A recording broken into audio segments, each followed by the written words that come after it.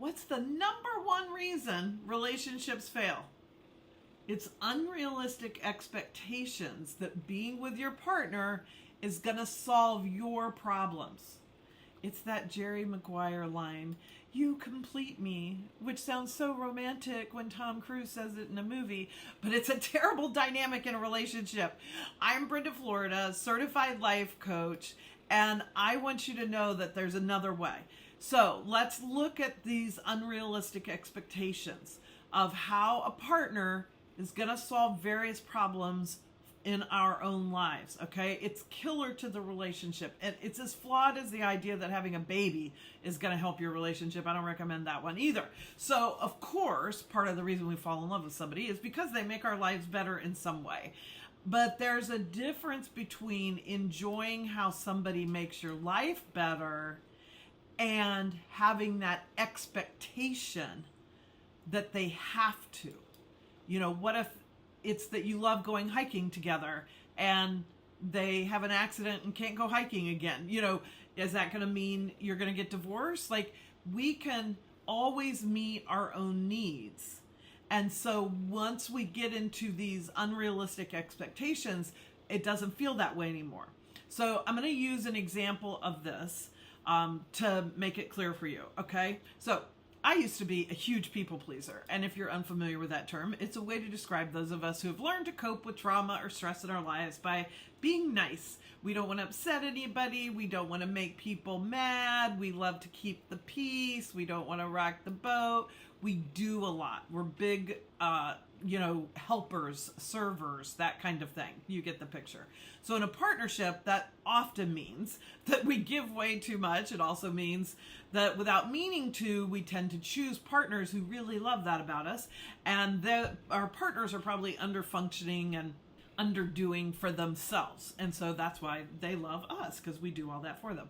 So I got to the point in my growth where I was changing my habits and I wasn't doing that much. So it also meant that I was telling my husband things that he was doing I didn't like, or not doing that he didn't like, because I wasn't so caught up with trying to make him happy all the time and not upset him, because I used to keep my mouth shut. I didn't speak up for myself when my husband would do things that were hurtful to me or just pissed me off because he wasn't contributing to the family or whatever. Like, he would sit in a chair in the living room while I got 4 kids under 8 years old ready to go somewhere. Okay, so after about a year of me changing my people-pleasing habits and beginning to tell him these things, we got in a fight one day.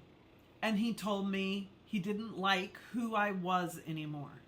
So he had, I realized, this unrealistic expectation that I would solve all of his problems for his own insecurities by not arguing with him or suggesting anything he did was wrong, or any of that. And for 15 years I did that, okay?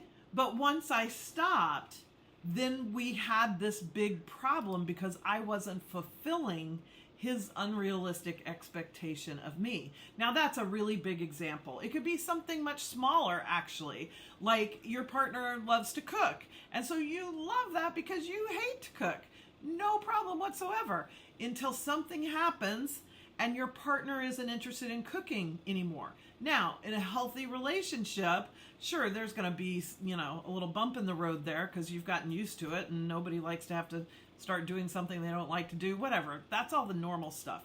Where this unrealistic expectation, the way you'll know the difference, is can you kind of navigate and negotiate that thing now? Okay, am I going to start cooking some more? Are we going to eat out more? Are we going to buy pre-made meals and have them delivered? Like, whatever. We just figure that out because maybe they have a different job and can't be home for dinner. Who the heck knows what, okay? But they're not going to be doing any more cooking. And you guys figure that out, okay? When it's an unrealistic expectation, you get stuck in, oh my gosh, I'm so mad that they're not cooking anymore and I can't shake it. Okay, that's how you start to know. It's a very similar dynamic to what I talked about in the video on whether or not jealousy can actually help your relationship. And so that one will really help you understand this. So you can go to that video and watch that one too. But it's that way we will then look at ourselves and say, why is this getting under my skin so bad? So that we can figure out what our own unrealistic expectation is. Or if you're the person like me who was married to the partner with the unrealistic expectations, then you can talk about it that way. Honey, I feel like you have this expectation that I would cook forever and, I'm just not going to be able to. So how do we get over this? If you find yourself in this kind of problem, it is very important that you take your power back, okay? There is nothing, again, as I said at the beginning, that your partner is doing for you that you cannot do for yourself or find another way to have that met. So you're not fucked if your partner doesn't do that, okay? You can find, and that's how we get our power back. Because as long as we think we have to have our partner to get that need met, we don't have any power. We've given it to our partner. So all true relationship work ends up starting with ourselves, not our partner. So what does that argument that you guys go round and round on tell you about yourself? That's the starting point. Your resentment is another good key to knowing whether or not you have an unrealistic expectation or you're giving too much or something like that. Is where are you feeling resentment? Well, what does that tell you about yourself first? Doesn't mean we don't get to the partner. It just means we start with ourselves. And that kind of self-inquiry takes a lot of courage. It's a lot easier to just blame your partner, okay? But if you need some help with the self-inquiry, that's what I'm here for. Click the link down in the description and book a 15-minute call with me. It's free, and we can talk about if now is the right time for you and if I'm the right coach, and we'll figure that out.